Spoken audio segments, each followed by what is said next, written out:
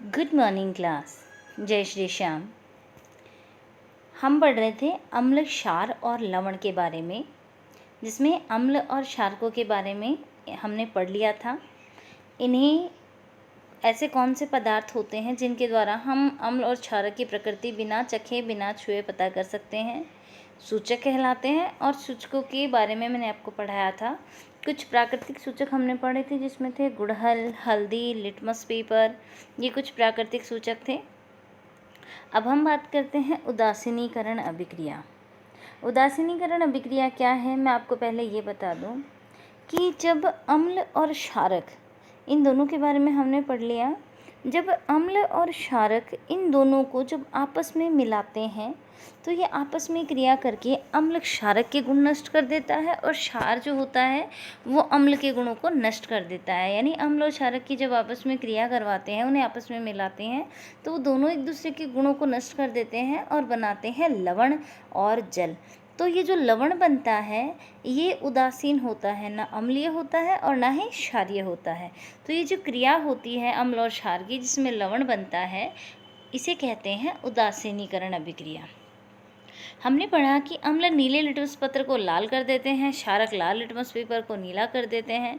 तो अब हम देखते हैं किसी अम्ल को किसी क्षारक में मिलाया जाए तो क्या होगा, यानी अम्ल क्षार को अगर हम आपस में मिलाएंगे तो क्या होगा। हम उस सूचक का उपयोग करने जा रहे हैं जिसका नाम आपने अभी तक नहीं सुना है, आपने इसका उपयोग में भी नहीं लिया है। ये है फिनोफ्थैलीन कहते हैं इसको। ये एक कृत्रिम सूचक है। मैथिल ऑरेंज ब्लू फिनोफ्थैलीन, ये क्या है, कृत्रिम सूचक है, मानव निर्मित लैब में बनाए जाते हैं। अब देखिए आप यहाँ पे एक्टिविटी 5.5 दे रखी है।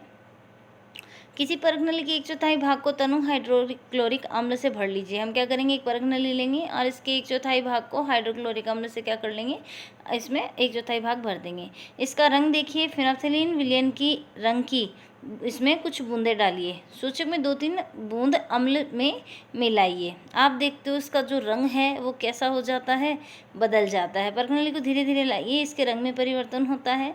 अम्लीय विलयन में ड्रॉपर में से सोडियम हाइड्रोक्साइड की एक बूंद डालिए। देखो आप ध्यान से देखिए, हम क्या करेंगे, एक परख नली में थोड़ा 1/4 भाग क्या डालेंगे, हाइड्रोक्लोरिक अम्ल डालेंगे। हाइड्रोक्लोरिक अम्ल डालने के बाद हम क्या करेंगे, इसमें कोई सूचक डालेंगे, मैथिल ऑरेंज ब्लू या फिर फिनोफ्थैलीन हम ले सकते हैं। इसके बाद इसके रंग में परिवर्तन आ जाता है। क्यों आता है, क्योंकि फिनोफ्थैलीन क्या करता है, सूचक है जो कि अम्ल के या क्षारक के संपर्क में आके अपना रंग परिवर्तित करता है। इसके बाद हम क्या करेंगे, जैसे रंग परिवर्तित हो हम इसमें क्या करेंगे, कुछ बूंद बूंद करके इसमें कोई क्षार डालेंगे, जिसमें सोडियम हाइड्रोक्साइड हम ले सकते हैं। सोडियम हाइड्रोक्साइड इसमें बूंद बूंद करके डालेंगे तो हम देखेंगे कि धीरे धीरे धीरे धीरे जो गुलाबी रंग है धीरे धीरे गायब होने लग जाता है, और एक समय ऐसा आता है जब गुलाबी रंग पूरा गायब हो जाता है। जहाँ पे पूरा रंग जो है गुलाबी गायब हो जाए और वो ट्रांसपेरेंट बन जाए, ठीक है, उस स्थिति पे जैसा कि आपको इसमें दिख रहा है, इस तरह से जब ये कलर चेंज हो जाए तब उसको वहीं पे रोक दें। यहाँ पे उदासीनीकरण अभिक्रिया हो रही है क्योंकि हमने पहले अम्ल डाला, अम्ल डाल के सूचक डाला और ये कंफर्म किया कि अम्ल है।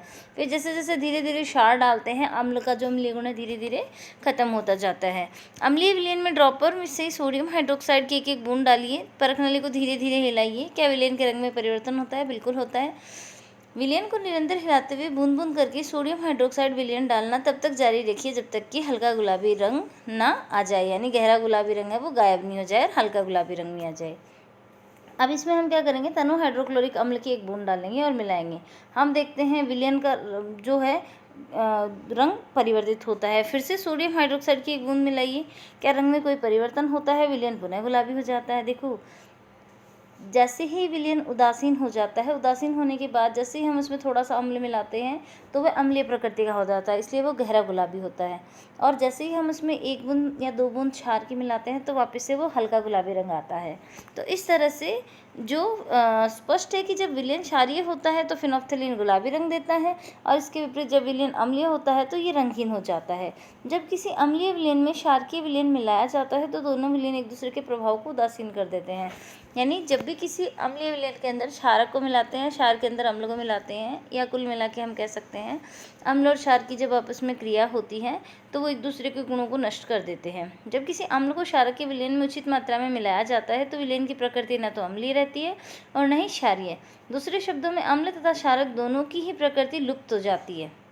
इस प्रकार का जो विलयन बनता है वो ना ही अम्लीय होता है और ना ही क्षारकीय होता है।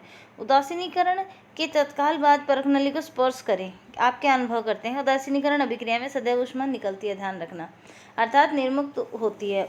जब भी उदासीनीकरण अभिक्रिया होती है ऊष्मा मुक्त होती है और ऊष्मा मुक्त होने के कारण अभिक्रिया का तापमान बढ़ जाता है। एक चीज़ हमेशा ध्यान रखना, आपके आगे की क्लासों में भी आएगा, जो किसी भी अभिक्रिया में अगर ऊष्मा मुक्त हो रही है तो उसका तापमान बढ़ जाता है, और किसी भी अभिक्रिया में अगर ऊष्मा ली जा रही है वातावरण से तो तापमान घट जाता है। उदासीनीकरण अभिक्रिया में नया पदार्थ बनता है जो कि लवण कहलाता है। लवण क्या होता है? ना अम्लीय होता है नहीं क्षारीय होता है। लवण अम्लीय, क्षारकीय अथवा उदासीन प्रकृति का हो सकता है। ध्यान रखना, अगर हम शुद्ध लवण की बात करते हैं तो वह उदासीन होगा, ना अम्लीय होगा ना क्षारीय होगा। लेकिन कभी कभी क्या होता है, कुछ लवण जो अम्लीय और क्षारीय प्रकृति के भी हो सकते हैं। उदासीनीकरण जो अभिक्रिया है उसे हम इस तरह से दिखा सकते हैं, किसी अम्ल और किसी क्षारक के बीच होने वाली अभिक्रिया उदासीनीकरण अभिक्रिया कहलाती है। अम्ल और क्षारक के बीच होने वाली क्रिया को उदासीनीकरण अभिक्रिया कहते हैं। इस प्रक्रम में एक तो क्या बनता है? लवण बनता है, जल बनता है, और इसके साथ ही इस प्रक्रम के अंदर ऊष्मा मुक्त होती है, यानी उदासीनीकरण अभिक्रिया के अंदर तापमान बढ़ता है। अब देखिए, आप इसमें यहाँ पे देखिए आपको समझा रखा है, अम्ल प्लस क्षारक, यानी अम्ल और क्षारक आपस में क्रिया कर रहे हैं। एरो का मतलब अभिक्रिया इस दिशा में चल रही है। पूरी होने के बाद क्या बनता है? लवण और जल, और साथ में ऊष्मा जो है वो मुक्त होती है। और हमने जो एक्टिविटी देखी थी उसमें देखिए हमने बात की थी, हम क्या करेंगे, हाइड्रोक्लोरिक अम्ल लेंगे, इसके अंदर क्या डालेंगे? सोडियम हाइड्रोक्साइड, ठीक है, हाइड्रोक्लोरिक अम्ल, सोडियम हाइड्रोक्साइड, तो ये दोनों आपस में क्रिया कर लेंगे और बनाएंगे लवण। ये नमक है जो कि सामान्य हम खाते हैं, ये लवण बना। ये ना अम्लीय है ना क्षारीय है, ये उदासीन प्रकृति है, ध्यान रखना। कुछ मैंने आपको अभी बताया कि कुछ लवण ऐसे भी होते हैं जो कुछ अम्लीय या कुछ क्षारीय प्रकृति के होते हैं।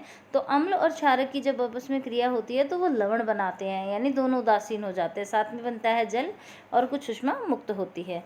अब देखिए, आप बूझो ने चूने के पानी में तनु सल्फ्यूरिक अम्ल मिलाया है, अभिक्रिया मिश्रण गर्म हो जाएगा अथवा ठंडा। ध्यान रखना, चूने तनु सल्फ्यूरिक अम्ल ये क्या है? अम्ल है, और इसको किस में मिलाया है? चूने के पानी में। चूने का पानी क्या है? क्षार, और ये क्या है? अम्ल।